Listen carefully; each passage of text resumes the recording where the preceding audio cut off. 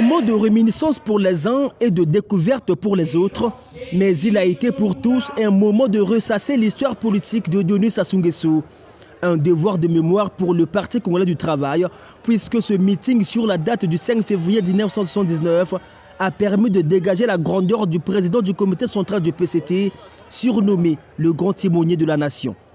En 1991, pour ne remonter qu'à cette date, alors qu'il faisait injustement l'objet des épithètes les plus saugrenues et injustes à la conférence nationale, le camarade président Denis Sassou Nguesso, tenant le gouvernail du bateau Congo, est resté imperturbable, assumant lui seul l'histoire commune. Cela a permis à notre pays d'instaurer la démocratie pluraliste dans la paix et la sérénité. C'est ce qui a fait dire à maints observateurs que le président Denis Sassou Nguesso est le père de la démocratie congolaise. Le grand timonier est celui-là qui, plein de courage et de savoir-faire, maîtrisant le gouvernail du navire Congo, affronte les flots, la houle, la tempête, les vents contraires et tenant fermement la barre, amène à bon port notre pays de façon assurée. La leçon inaugurale faite par Pierre Moussa, la jeunesse, les femmes ainsi que les cadres et militants du PCT et alliés dans une salle des congrès du Palais des Congrès de Bordeaux de Monde, il fallait exhumer les circonstances qui avaient conduit Denis Sassou Nguesso au pouvoir. La mort de Maria Ngouabi, le 3e congrès extraordinaire du PCT, le 5 février 1979, est donc la date de tous les espoirs pour ce parti. Après la tragédie impensable survenue dans notre pays le 18 mars 1977, et compte tenu de la situation au relent militaire ainsi créée, et afin de parer à toute éventualité, le comité central avait vu ses activités suspendues. 2 ans plus tard, le 5 février 1979, grâce notamment à l'action du camarade président Denis Sassou Nguesso, celui-ci, c'est-à-dire le comité central, fut réhabilité dans son rôle. Ce processus, il faut le souligner, se déroula de façon pacifique et aboutit en fin de compte, plusieurs années après, à l'avènement de l'ère démocratique.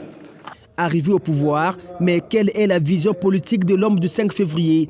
Anatole Koloné Makosso a à cet effet plongé l'assistance dans l'univers de paix et de sécurité nationale et internationale dont Denis Sassou Nguesso est le pionnier.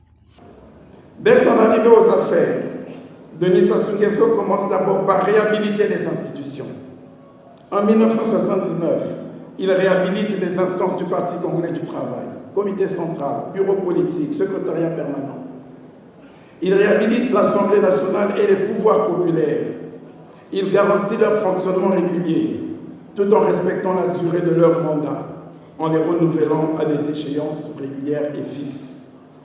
La paix et la sécurité pour Denis Sassou Nguesso s'interdisent tout acte d'agression.